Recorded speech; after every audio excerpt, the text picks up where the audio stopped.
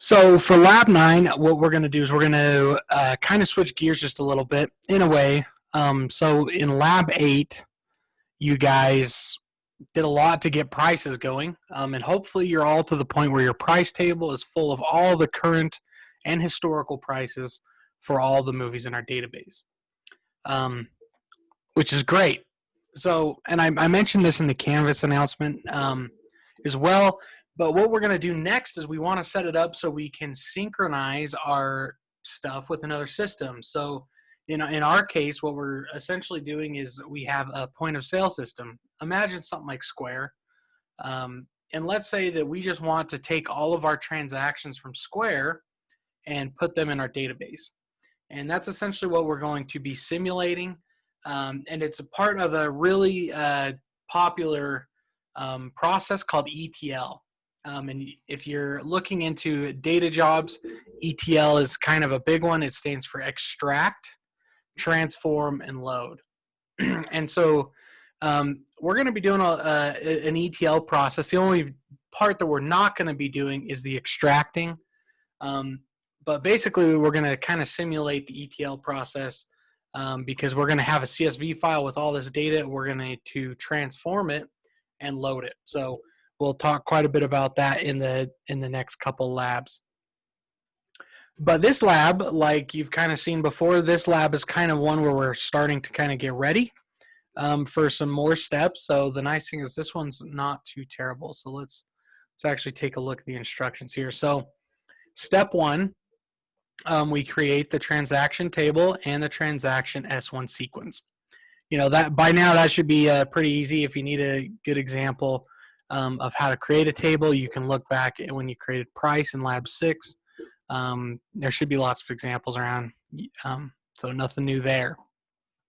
And this table doesn't have anything crazy with it. It's all pretty straightforward. The second step to this is you create a natural key unique index. And so we've created a unique index before, but this one has quite a few columns across it. So you'll add a unique index to the following columns. And this just helps performance and stuff like that. And keep in mind, this unique index, it actually goes across many columns. And just to kind of show you what that would look like here, it's not a unique index on each column. You'll actually create a natural key that's a unique index across all of them. And it does help with performance because this CSV file that we're going to be using has 11,000 and something rows. So it has quite a bit of data there. So the faster we can make it, the better. So you're going to create your index, and that's it for step 1. So nothing too crazy there. Just create a table, a sequence, and an index. And then step 2, we're going to insert some rows into Common Lookup. And we've done this before, and I'm going to point this out. Make sure you keep an eye on these lookup codes, because if you copy like the insert into Common Lookup from the seeding script or the pre-seed script, it's not going to have a lot of the columns that we have now because we've changed we've changed some of the columns in Common Lookup. So you want to make sure that you're looking at Common Lookup. What I like to do is I like to open up my terminal and I will just type, describe Common Lookup. And then I'll just go through and write my insert statement, so insert into Common Lookup, and then I have my column, so Common Lookup ID, just go down the line here, Common Lookup type, so on and so forth, till you get to your values. I guess we need a closing values, and then you can go from there. Use our sequence, go on from there and do your stuff.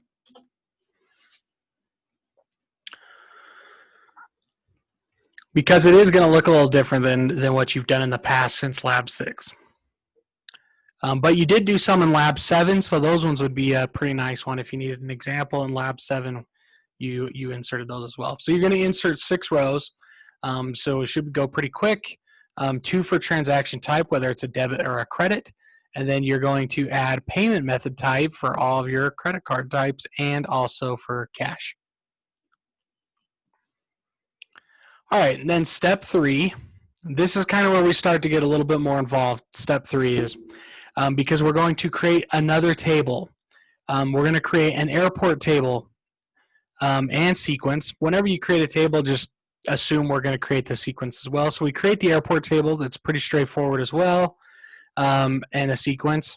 You do another unique key, natural key, which you would already have done earlier in the lab to create that.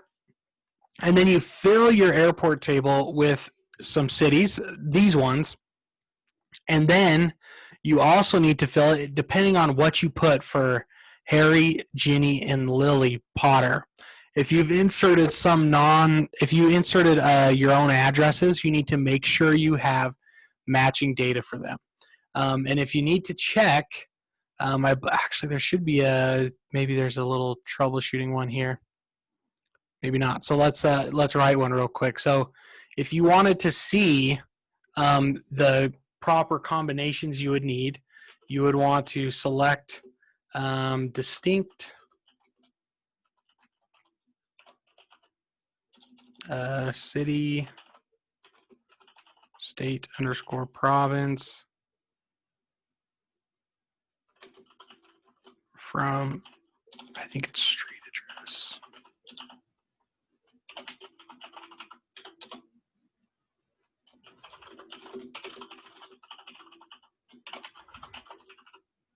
Might have to do a join here. Oh, yep. Well, we can just select it from address. Let's just try that again.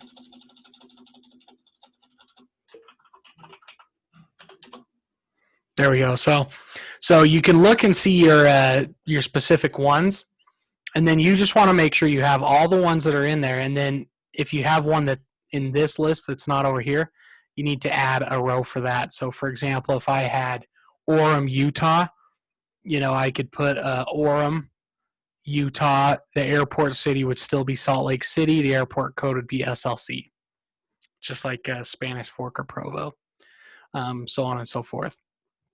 So yeah, not too crazy there, but it is important because we will be matching on that here in just a little bit. All right, and then we have the account list table. And just to add some context as to what's going on here, basically, for whatever reason, the business has decided to organize or clump its customers together based on the airport city or the city that has an airport that's closest to them. So, for example, even me here in Wyoming, depending on which way you want to go.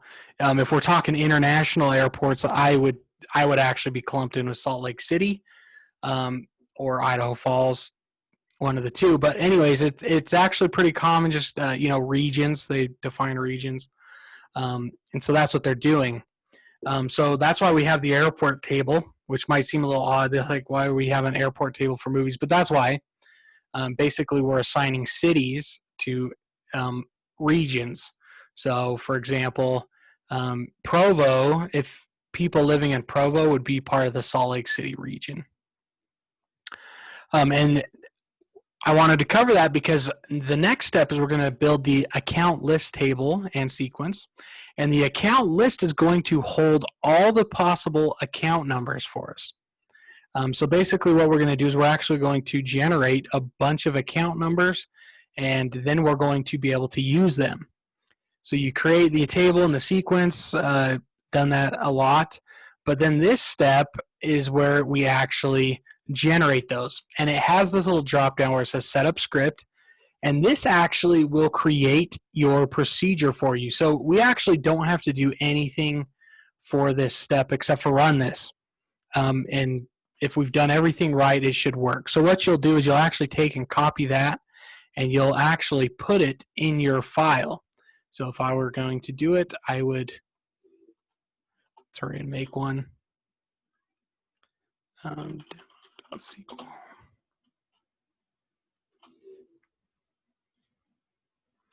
All right, so if I was going to do this step, I would paste it in there and save it. Now, if I were to run this, so I'm going to run demo.sql, you'll notice that it says procedure created, right? But let's say that I break something. So I'm going to just put a typo on account lists in here. So like, let's say you forget to make the account list table. If I try to rerun this, you'll notice that now I get procedure created with compilation errors. So every time you run this, it's actually going to create the procedure, but it's not going to actually work. So if you get this and want to know what's going on, right after you run it, just type show errors, and then it will tell you. So on this case, we can look here, and on line 17, so we look at line 17 in the output, because if you look at it in the output, the line numbers will correspond.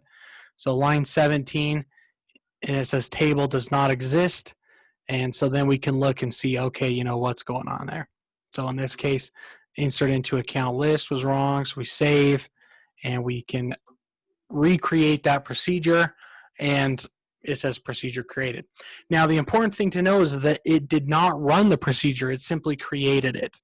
So let's go back to our instructions here. So we need to make sure that we execute that procedure, which is the part that actually runs it, because we create it and then we need to execute it. And I can actually just execute it right here in the terminal, and you'll notice that it says successfully completed. And then I can select everything from account list. Oh, and I get no rows selected. Probably because I haven't run mine or something yet. But anyways, that's what we want to do, is make sure you build it and then execute it. And I should probably run my...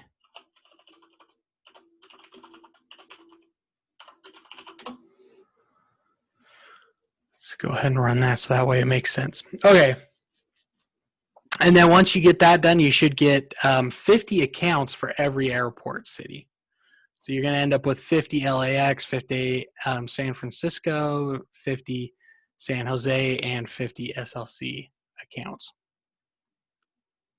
Let's see if we can actually get this here for us.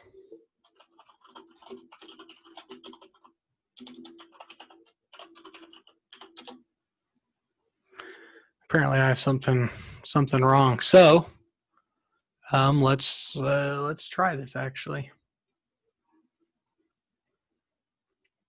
Let's check my airport table.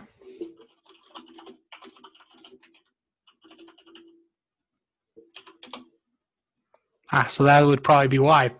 I don't have any data in my airport table, which is probably where the problem is. So then I would go look at my log file, and obviously the log file is a little messed up. So let's fix that real quick.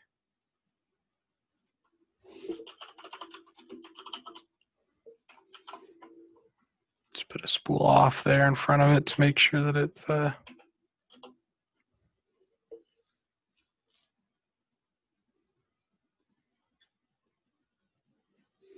we go. Now let's check our log file. And it's still outputting the wrong things. So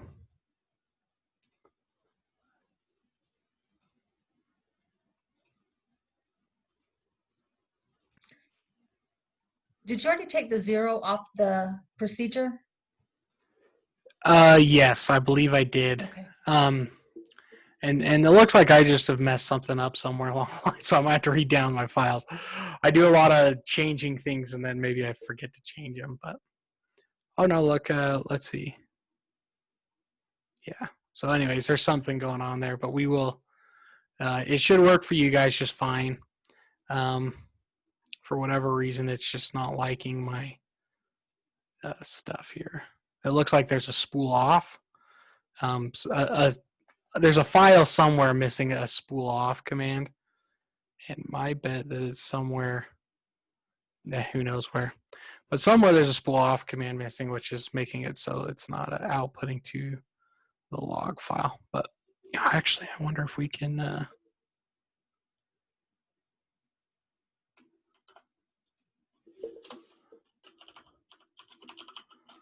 just trick it here real quick.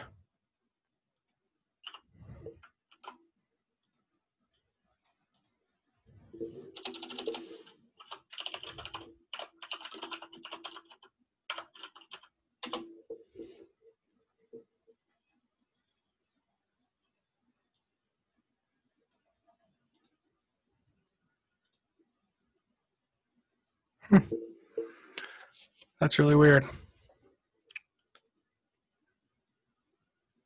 Because that's actually, so it's obviously in lab 7. So if I really wanted to fix this, let's go into lab 7 here. Or in lab 6 actually is where it would be. Oracle lab 6. Oh, there's a spool off there. Let me make sure lab 6 text file is working. It looks like it is. Lab 7 text file, are you working? Yes, you are.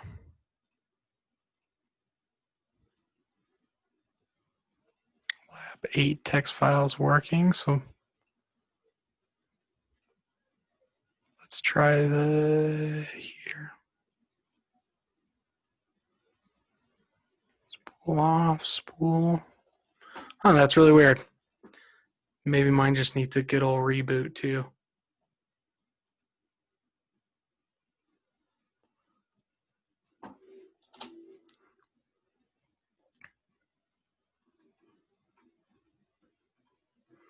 Oh, it is missing a spool off though. That might be the case there. There we go. Now that I've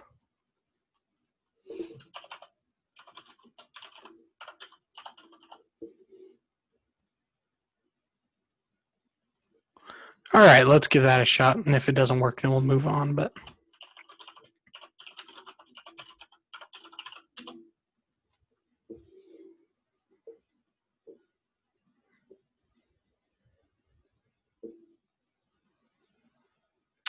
what did I call that? lab9.txt.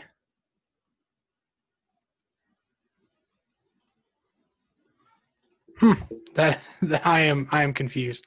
So, anyways, I'll mess with that later. Yeah, that's really weird. It tries to like output lab 7 stuff. But anyways, for you guys, it should work fine. I've probably just deleted something somewhere. Ah, it's right here actually. This is where the problem is. It looks like I've pasted that in from somewhere for some reason. So let's take those off. Let's try that again. Now let's try it. Last try.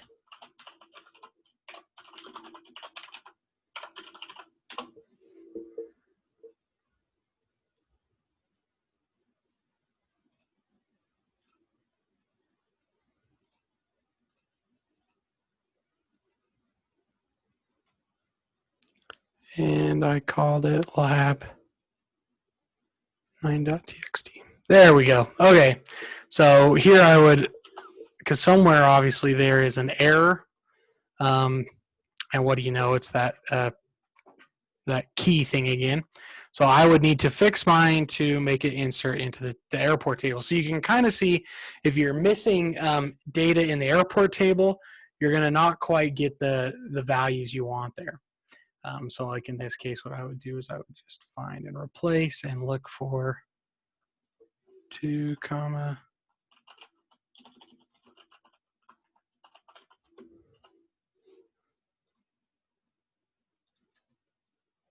Okay, and we're going to fix that with 1.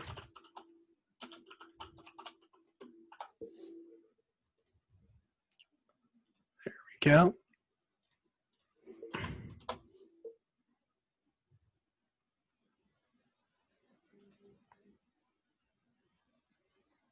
And somewhere here I have my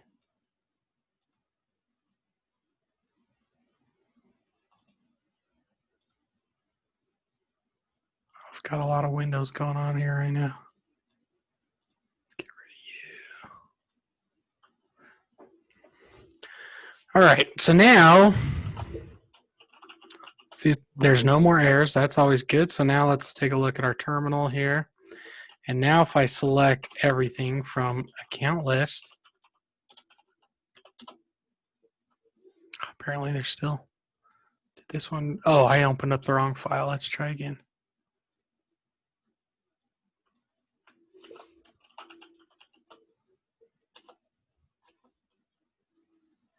All right, this is perfect. This is actually exactly what I wanted. So let's keep going. Well, let's take a look here. Where is our airport table here?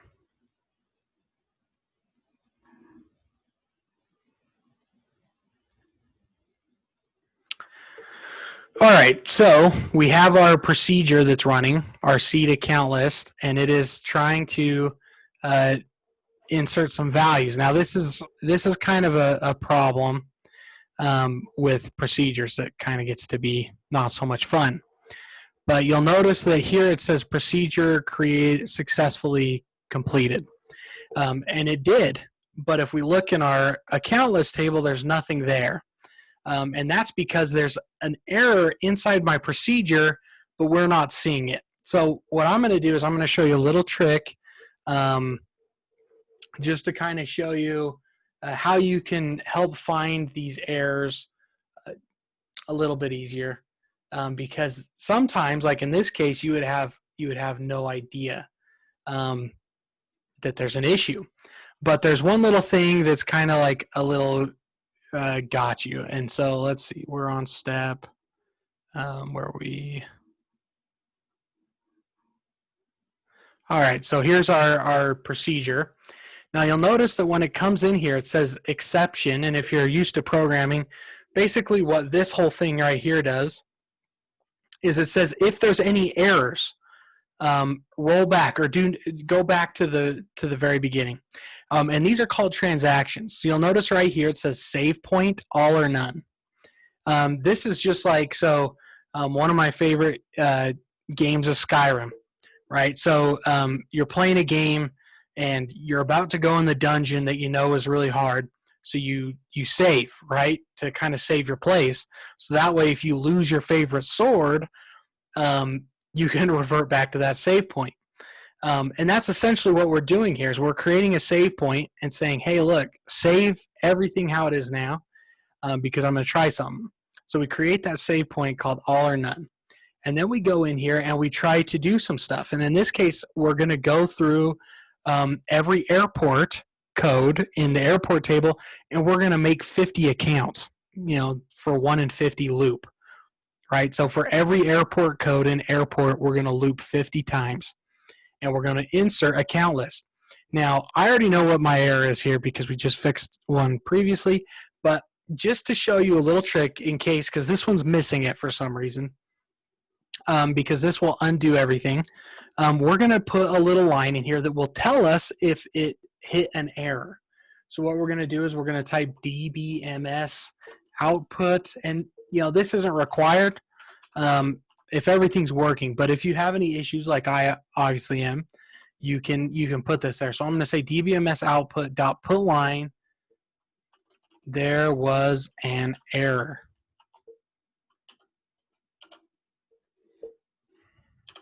All right, so I'm going to put that little thing there, and basically if it hits this block, it's going to tell me that there was an error. So let's go ahead and rerun because we should see that this time in our log file here when it finishes.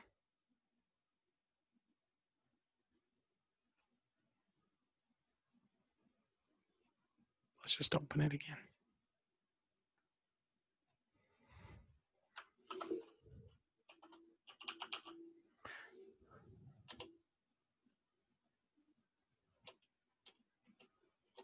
Okay. Oh, I just missed it. All right. So you see when I say execute seat account list, now it says there was an error, right? And we don't know what that error is, but at least now we know that there's an error somewhere. And so then we can look at it. And in my case, well, I just happen to know that my I don't have a 2 in there anymore. And so I just needed to change those. And now I should be able to rerun this. And now let's select everything from account list and see. Now we have accounts. And you'll notice that we have lots of SLCs, lots of SJCs, SFOs, LAX, and so on and so forth. All right, so now we have all of our accounts. Now, the other thing I want to point out is if we look at the account list table,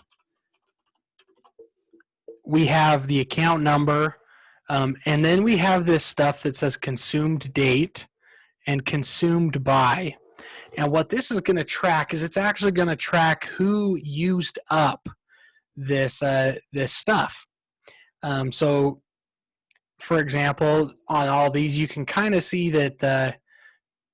Here, let's select consumed date and consumed by and the account number. Let's just select all that from account list. Oh, and none of them have been consumed yet. Once we start consuming these, we'll be able to see when this account number was assigned.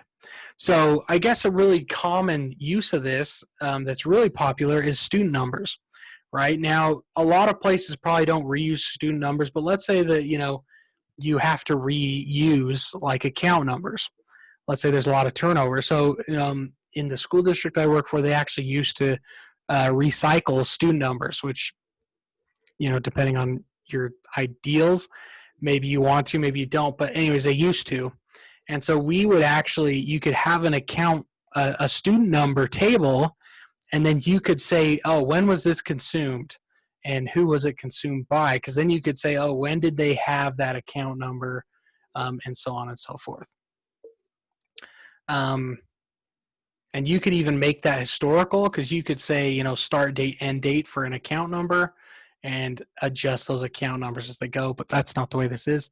So anyways, we are going to consume these, and that's actually the next step here. So let's keep going.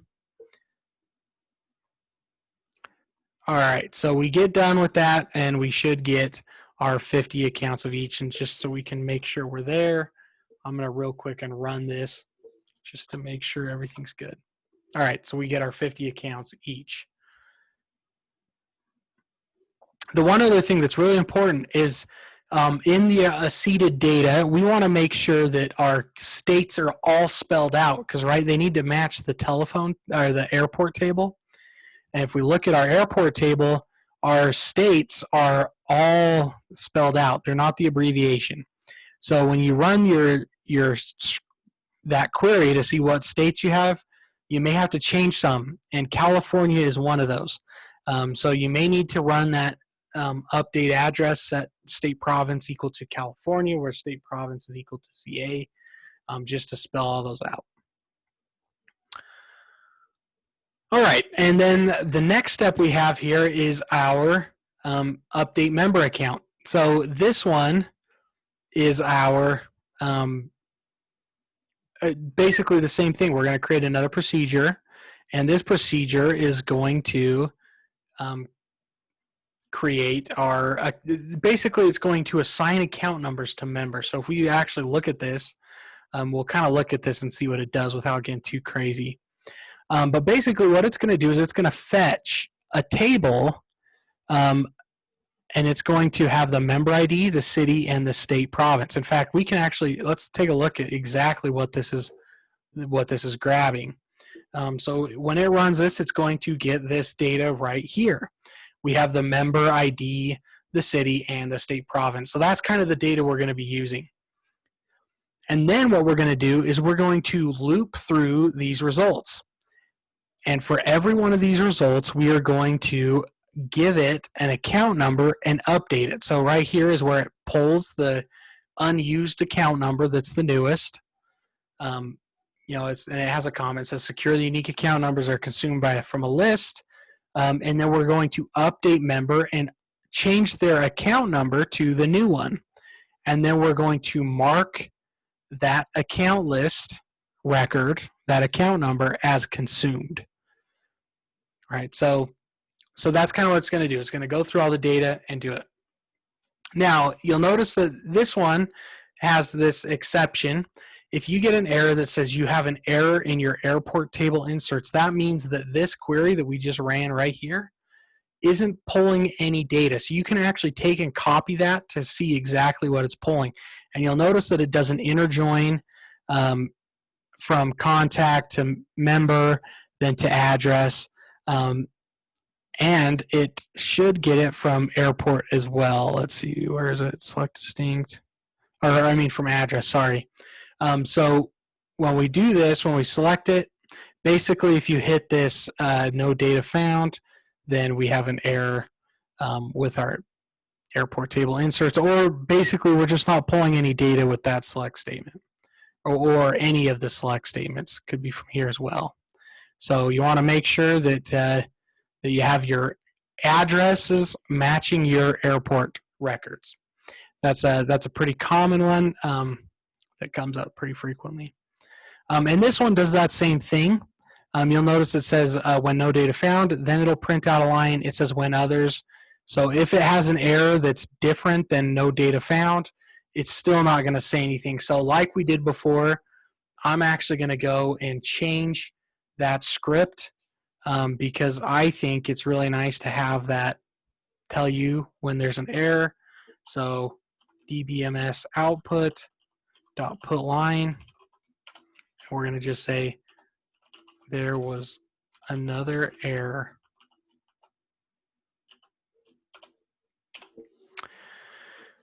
And save that. And so now if I were to run my lab 9, I should actually see that little message come up that says, oh, you have an error.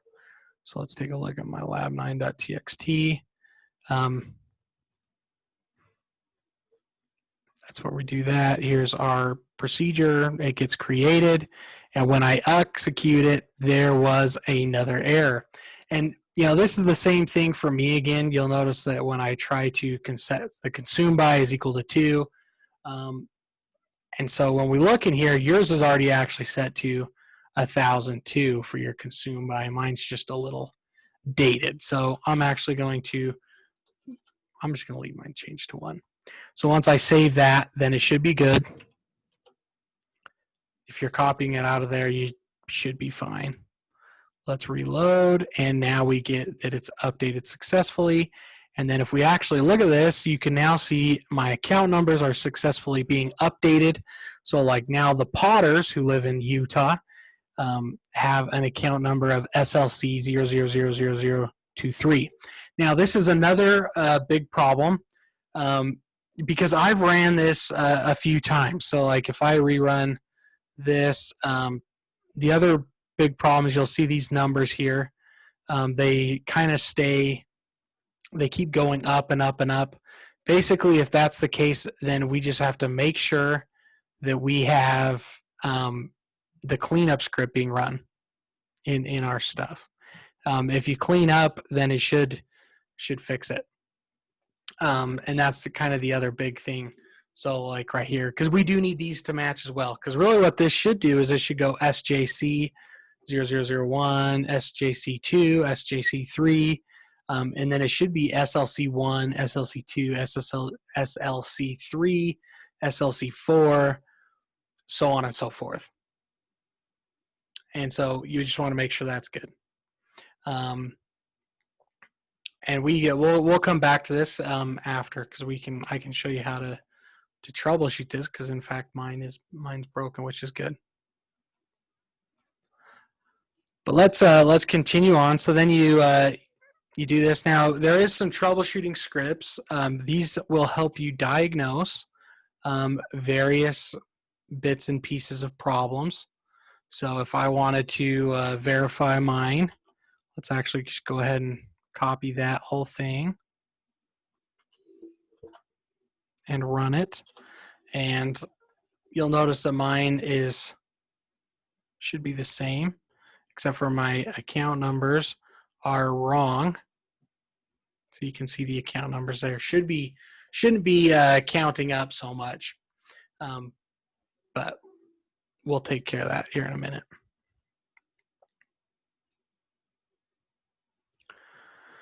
All right, and then the last step. This is kind of where we get to do the fun bit. This is where we're going to upload data from a CSV file. And the nice thing is Oracle makes it actually pretty easy. In a lot of other database systems, it's not quite as easy, but Oracle makes it pretty easy. And all we have to do is create a new table, and we're going to call this transaction upload. And this is pretty common, actually. Whenever you're importing data, you always kind of want to put it, and this is kind of a weird metaphor because I grew up on a dairy farm, but into a holding pen.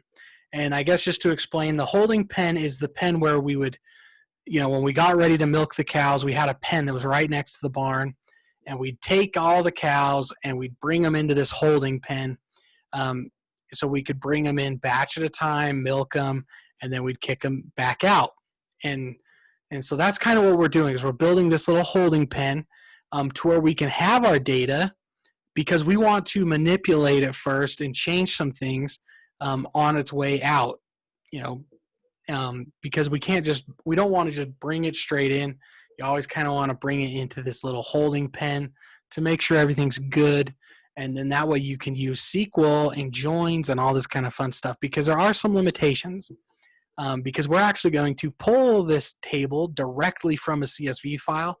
And the way we do that is because it's an external table, which we'll show you how to build that in just a second. Now, this is a big part. If you're using the latest VirtualBox, or not VirtualBox, if you're using the latest Fedora, which everybody should be, you can skip this step right here, right? And it says right here, you open these additional instructions only if you are not using the instructor-provided Linux image.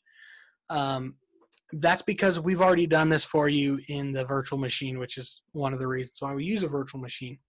It's not too crazy. Basically, you just define a place that Oracle knows to look for files, is the too long, don't read version of that.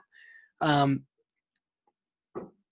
so we don't need to do any of this kind of stuff right here. We can skip all this. Basically, all we have to do is create the table. And you can kind of see how this table is created a little bit based on this, but I'm going to show you a little sneak peek at it as well, because it is a little tricky. And I like to kind of explain what the various things do. So you're going to create your table like normal. So you create the table. Let's go to here. This one will be better. You create the table transaction upload like you normally would. We have all of our data, our column and their data types. You'll notice that there's no constraints, and that's because we can't put constraints on an external table because we're pulling data from a CSV file. So we don't have to worry about constraints, primary keys, foreign keys, any of that, because the data is actually already there. We just kind of need a way to grab it, essentially. So we build it like normal with our column list in parentheses, but then here's where things get different. So then we have to say organization external, and we use an Oracle loader, which is this is kind of more in-depth stuff that basically you just need to know kind of how to do it. I actually have to look this up every time I use it myself. I don't memorize this, so yeah, kind of just the format. But I am going to explain along as we go. So the Oracle loader is basically the loader that knows how to handle CSV files. The default directory, so where am I looking to manage these files, like the CSV file? Well, it's the upload directory. And like I said, we've already predefined this for you, so you just need to know to put it there. But that upload file where we defined it is in home, or it's actually under root. So if you click over here at root, it's under U01 app Oracle upload. So when we say upload, this default directories upload, basically it's in here. It's going to see all these files that we're looking at. And then we give it some parameters. Basically, how do we want to handle this? And we say records are delimited by a new line using the character set ASCII, right? So basically, records, how do we know one row from the next? And if we actually take, let's look at this, because we're going to be using the transaction upload.csv file. If we take a look at this, we can actually look and see what this file looks like. And this is some spreadsheet software that we're using here. I'm just going to get rid of some of this stuff. You know, and it shows our rows and columns and all that fun stuff. But we can actually look at this. Let's look at it in KWrite so we can see it in raw format. So here is the raw format, and this is actually a huge file. And so basically, how do we know a row from another row? Well, it's separated by a new line or a return, a carriage return. So that's what that does, delimited. They are delimited by a return. Then what we're going to do is we're going to specify where to put some new files. So if we actually look in this directory, because I've already run mine, I have this log file here. And if I were to actually open this, it's going to say what it did. Basically, it tells me about how it imported the data. So we specify these various files. Now, the log file is the log file, which makes pretty much sense. The bad file, so let's say that I had one record that was malformed. So like, let's say this one here, it's supposed to be a number, but instead it was happy birthday, you know, something like that. It would actually put that in the either discard file or the bad file, right? Depending on how it, on how you reject them and stuff like that. So I'm going to make sure I don't save this because we don't want to break that. All right, so we have our bad file and our discard file. And so that way, if you were doing this, like let's say you were actually importing your data from Square, you would actually want to check those bad and discard files because that way you would know, okay, what records didn't make it and stuff like that. So when people build synchronized systems, this is usually done automated where they'll actually, they dump everything into these bad and discard files, but then they reload them into a GUI and they say, oh, here's the 5 records who didn't transfer, essentially. All right, so those ones are our log file, discard file, and bad file. And then we say fields are terminated by a column. And this is how you determine column from another column. So if we were to open up that CSV file again with KWrite, you'll notice that like the first name and last name are separated by a comma. That's why it's a CSV file, because it's a comma separated values. CSV files can also be separated by pretty much any character, because let's say you wanted to keep a comma inside of a string or something like that. You might have to use a different character. The one that we use a lot, because we synchronize assignments between a couple of systems, and teachers always seem to want to put commas in their titles. So we actually use pipes. And we tell teachers, you know, don't put pipes in your assignment titles, because that's what we use to delimit the file. We always joke around that we should use emoji, but anyways. So fields are terminated by a comma. They're optionally enclosed by a single quote. So if you have a string, you can encode it with a single quote, and that way you could have a comma as long as it's inside those quotes. If there's a missing field, the values are null. And then the last most important part is we say the location, and then we give the name of the file that we want to use to store our data, or where our data is, and it's the transaction upload. We've looked at that a few times. And then we use this to say, keep going through the file no matter what. So we say the reject limit is unlimited.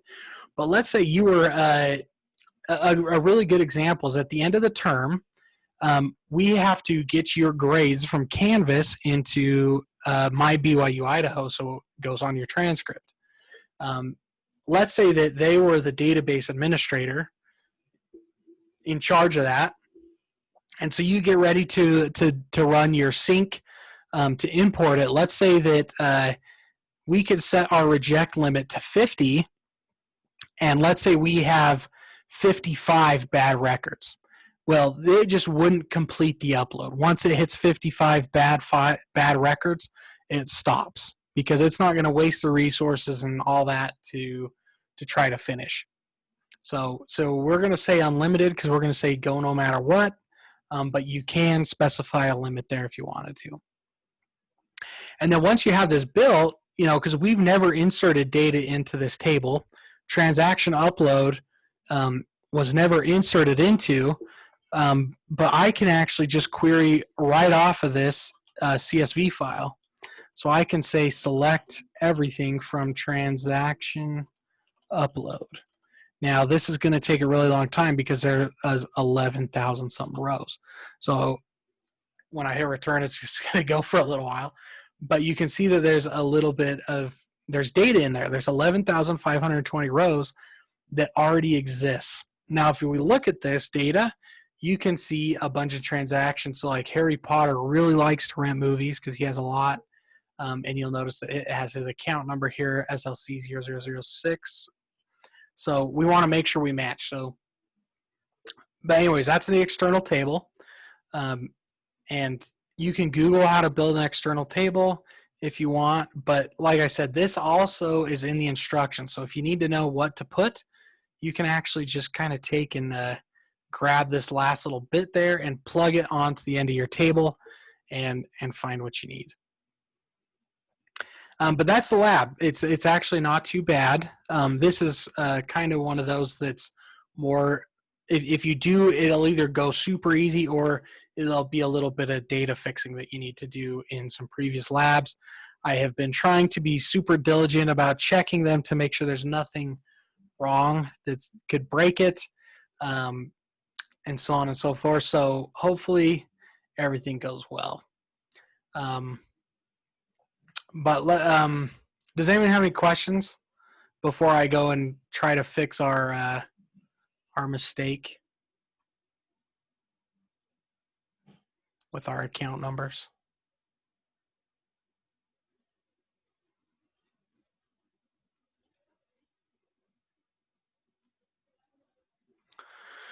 All right, so we're going to reverse engineer just a little bit because if we noticed, my account numbers are wrong, and we can check this if I run the validation script here. Harry Potter, basically everyone using Salt Lake City accounts, it's not resetting because it should go SJC 1, 2, 3 and then SLC 1, 2, 3, 4, 5, 6. And we're not doing that. Instead, it jumps all the way to 18 for some reason. So what we're going to do is we're actually going to reverse engineer and try to figure out what's going on here. And the nice thing is because our database is set up right, we can kind of see a little bit into it. So what I'm going to do is I'm going to, let's describe account list because we know that it's pulling the latest account numbers from the account list table. So we're going to select account number, consumed date, consumed by,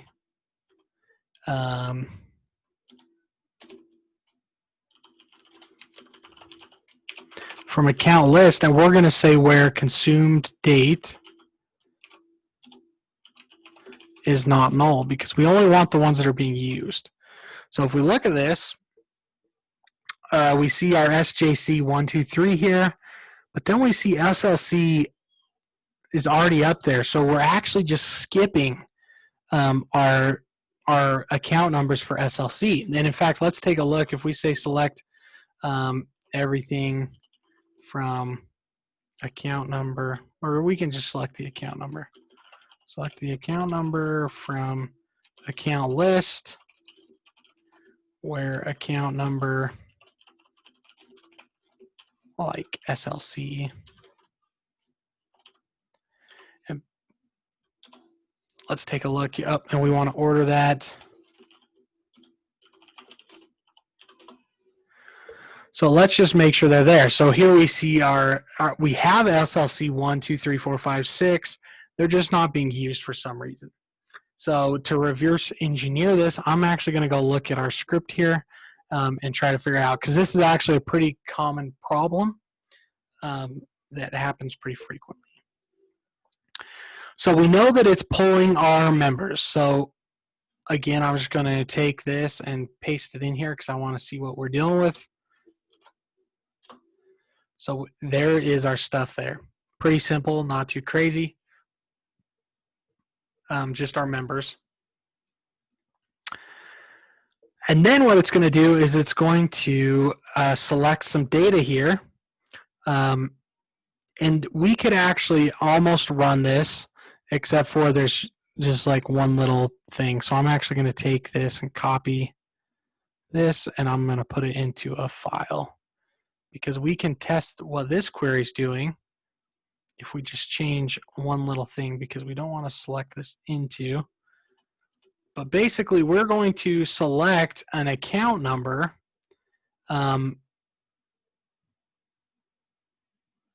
from our database here. This should pull the latest and greatest thing here.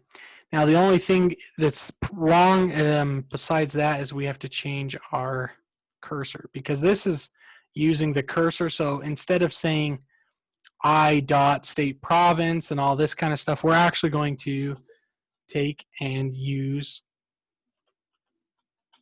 our own stuff here. So we're going to say Provo.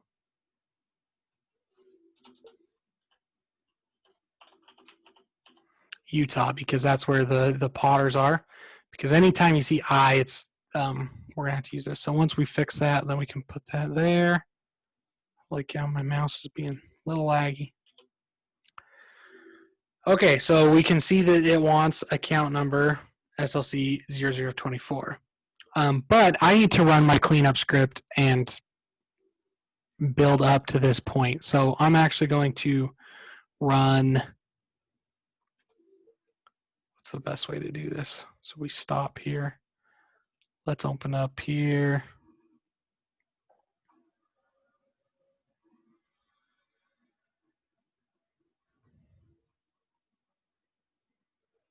All right, so we seed our account list, update that. I actually don't want to execute the rest of these, so I'm actually going to take and just comment the rest of this out.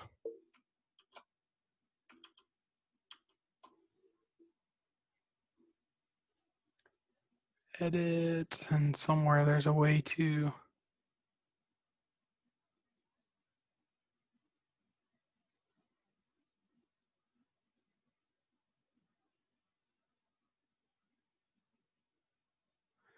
Okay, somewhere I thought there was a way. Toggle comment right there.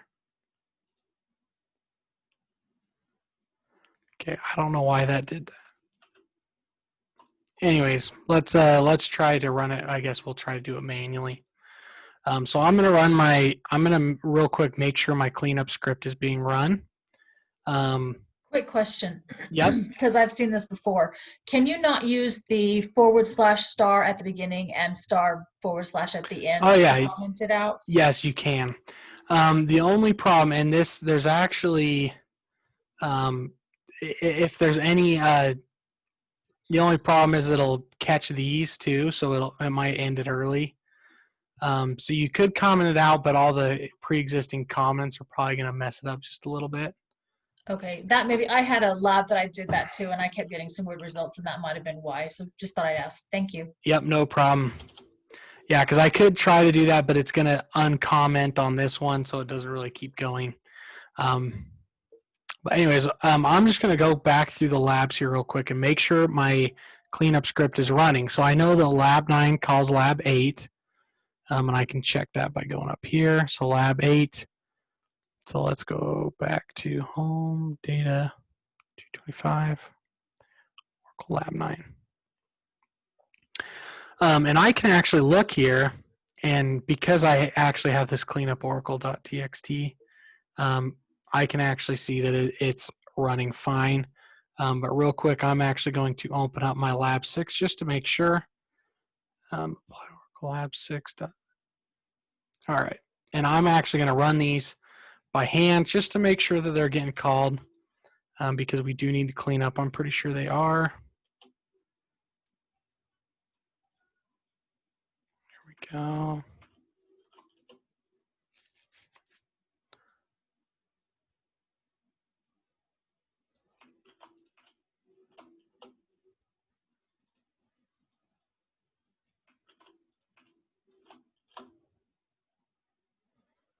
All right, so those all seem to work fine.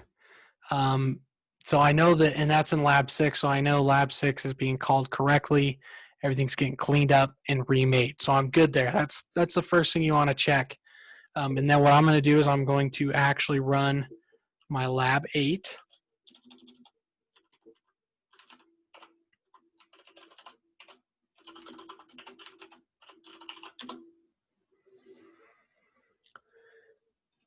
And then let's go ahead and run our apply Oracle lab 9.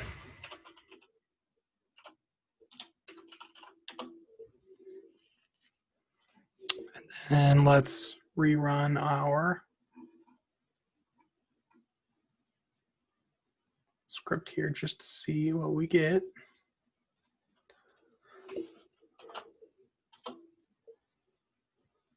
And so we can still see that we're getting the wrong results there. But that is the first thing you want to check, because if we weren't running the cleanup script, those would actually increment each time because it's going to keep assigning them account numbers. So now what we need to do is we need to keep reverse engineering this and see why it's not pulling the correct account number.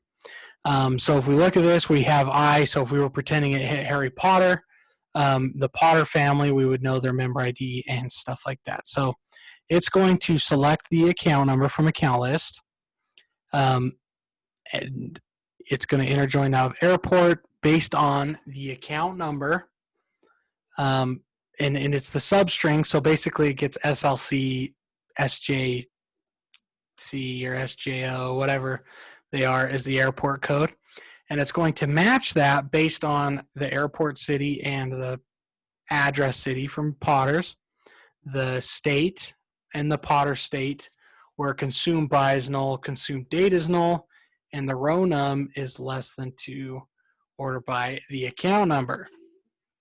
So basically something is going on here that's making it so it doesn't want to pull this data essentially. However, it's working once we get to here. So actually, you know what we'll do real quick is let's just take a copy of our lab 9, and I'm just going to delete everything up to that point. Oracle lab 9, and let's just do a terminal here.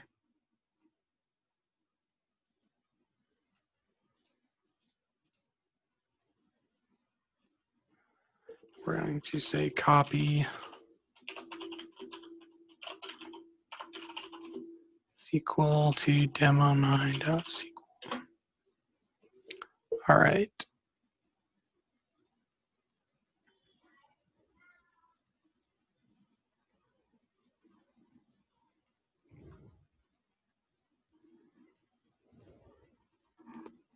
I just saw it. Demo9.sql. There we go. Okay. So we are going to fix this because after our, basically what we want to do is after the cursor there, verify. We're going to take off this. And we're actually going to comment out our execute. That way it doesn't actually seed them. All right, let's make sure this is still calling lab 8. There we go. Okay.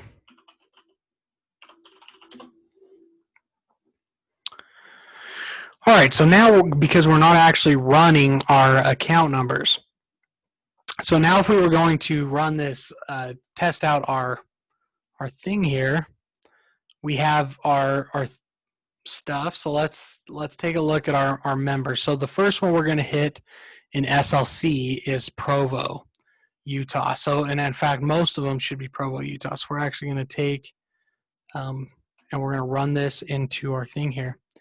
And what's really weird is it's selecting the SLC 18 one, even though that's actually not the first one, which is actually kind of odd. I've actually not come across this before, but we're gonna figure it out.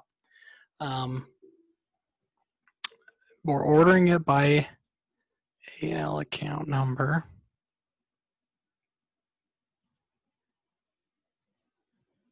So let's.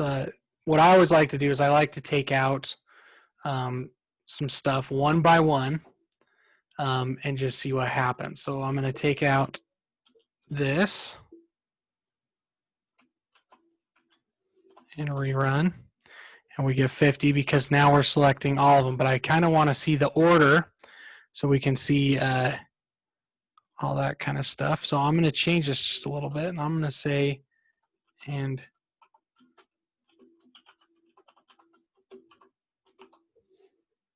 row num is equal to 1. That is extremely odd. Okay, we're going to try something new. We're going to take out this, but we're going to select everything. We're going to get the account number and then everything else and just see what happens here.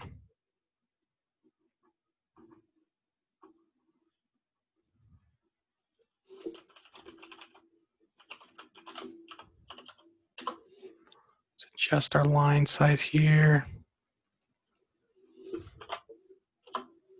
There we go. That looks a little easier. Okay, so this is actually really odd. So when we put in the row number, for whatever reason, it's deciding that it wants to start at SLC 18.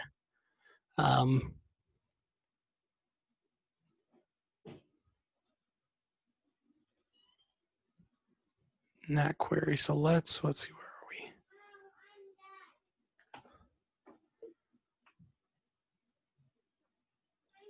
So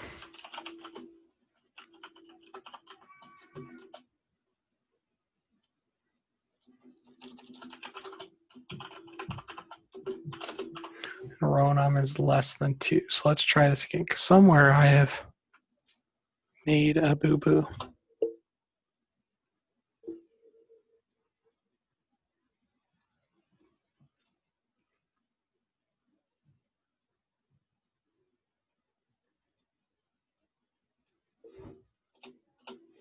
Let's take out those. Basically, we're just trying to get it to where we have the right stuff here.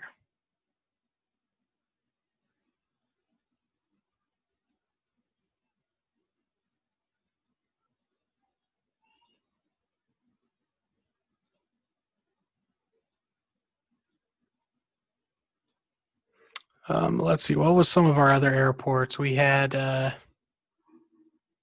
SLC, we had San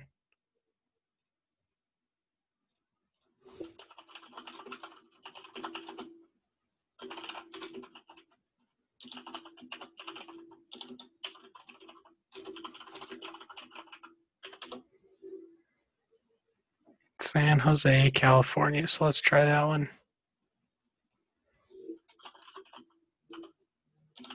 Because we know these ones were working.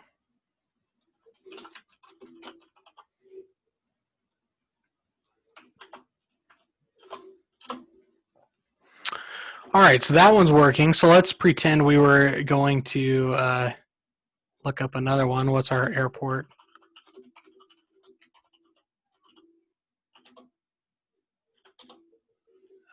Let's look at San Francisco.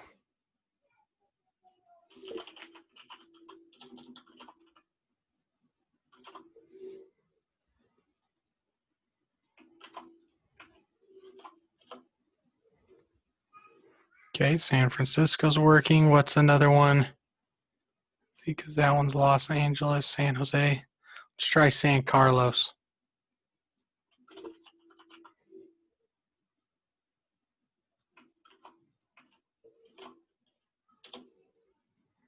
Okay, SJC.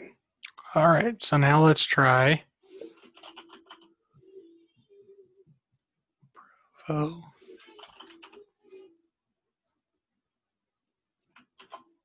Utah.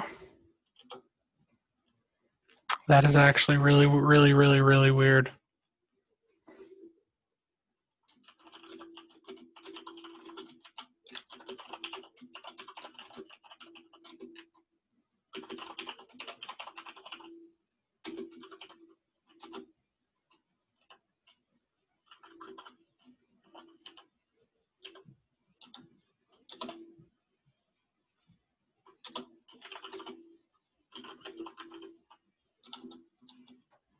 Consumed.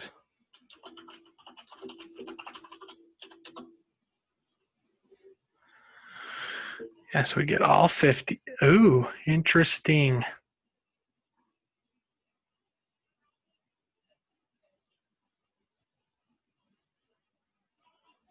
I'll put that one at the top.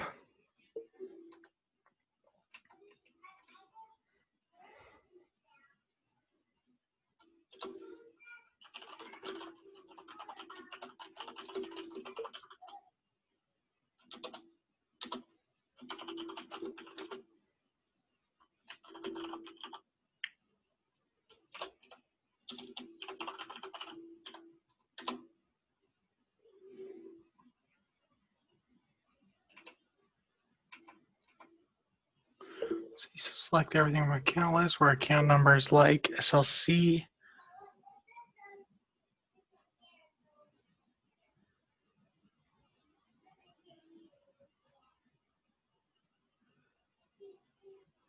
Okay, maybe I just typed it wrong.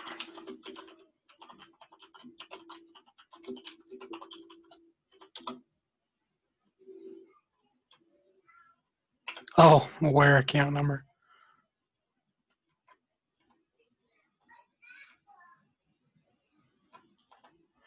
You can only have one where.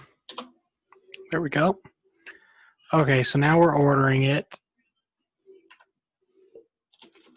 Order by account number. So it looks like there's something weird with the way that it wants to order when we're using that specific query, which is really odd.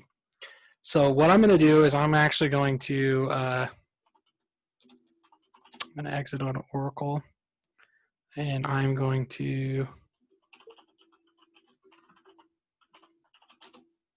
let's oh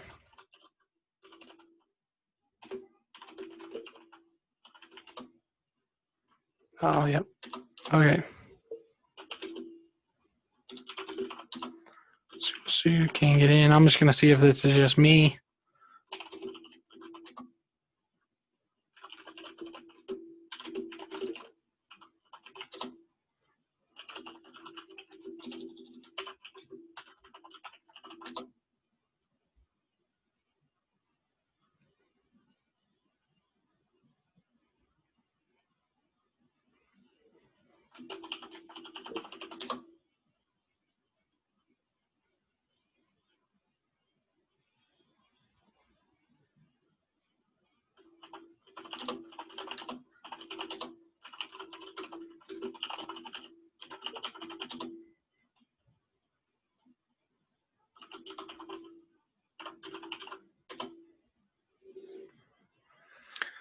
And I wonder if it has something to do with because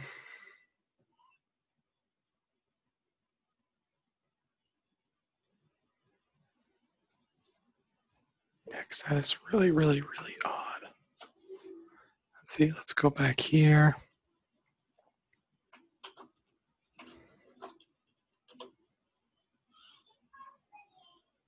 Hey, it's working. Okay, so it was just me. If for whatever reason you come across this same issue where things are not working right, you can either restart your virtual machine or you can restart Oracle. So I'm actually going to uncomment this. Let's just make sure this works. I'm going to uncomment our execute statement here, and we are going to see if we get the proper values. And thank you for hanging in there with me, because I've actually seen this come up a lot, and for various reasons. Hey, we're working. Okay, so the only thing that changed is I actually restarted Oracle. So there's two ways to restart Oracle. You can just completely kill your virtual machine, which isn't a save state, because like if we click this window, it asks, do you want to preserve? You would hit no on that, and or shut it down. You would go to virtual machine, power. You could restart guest, and it would restart it. If you want to actually just restart Oracle without actually having to leave, what you'll do is you'll type in sudo space su to switch to the super user with elevated privileges. And this is kind of a funny little thing, because basically what we're saying is, as the super user, switch to the super user. And when we do that, then we can switch. Now, normally it'll ask you for a password. You'll type can get in, all lowercase, just like you do to sign in. It's not going to show you typing, but it works. And then you'll know you're in when you see your $sign change to this hash symbol. That means you're logged in as the root user. And then what we're going to do is we're going to switch to the Oracle user using su space Oracle. And then once we're here, you're going to type SQL plus, just like we normally do, but instead of doing student/student, you're just going to do an empty / and then as sysdba. And what that does is it gives us elevated privileges because we're logging in as the root user of the database. Then you'll type shutdown immediate.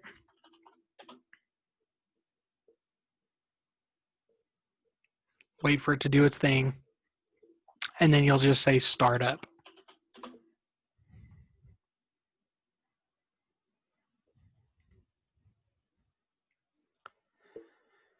And then once you're done with that, then you can just type exit, exit, exit to get back till you see it say student at localhost right here.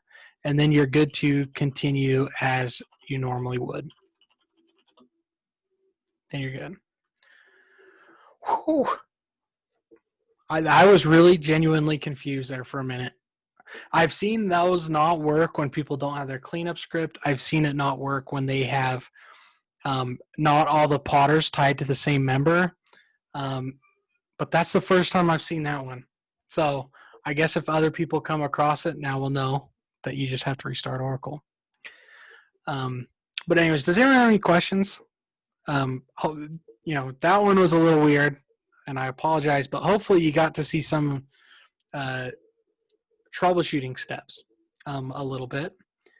Because really, when we're troubleshooting stuff like this, we just got to, we had narrowed that down to basically like, oh, this just like isn't working for some reason. When it's sorting them, it's putting the 18 first sometimes, but not all the time. It was really weird. And I'm sure I used to be very familiar with the inner workings of Oracle, but it smells like either a cache got messed up somewhere, a buffer, or that is a bug. But obviously it's not a bug because we fixed it, so my guess is some sort of cache. But thank goodness restarting fixes it. But anyways, does anyone have any questions about all this fun stuff? Any questions about the lab?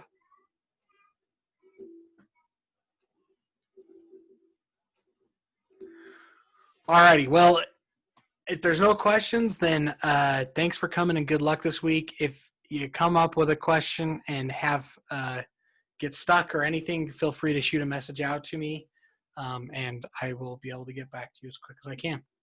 So thanks for being here, and hopefully you guys don't run into that same issue, but now that we've seen it, we know. So if you come across it, you can do that. If you come across it, let me know. We can try to fix it. But for the most part, everyone should be good. So anyways, good luck this week, and yeah, I guess I'll talk to you next week or sometime in between. Thank you. Yep. Thank you.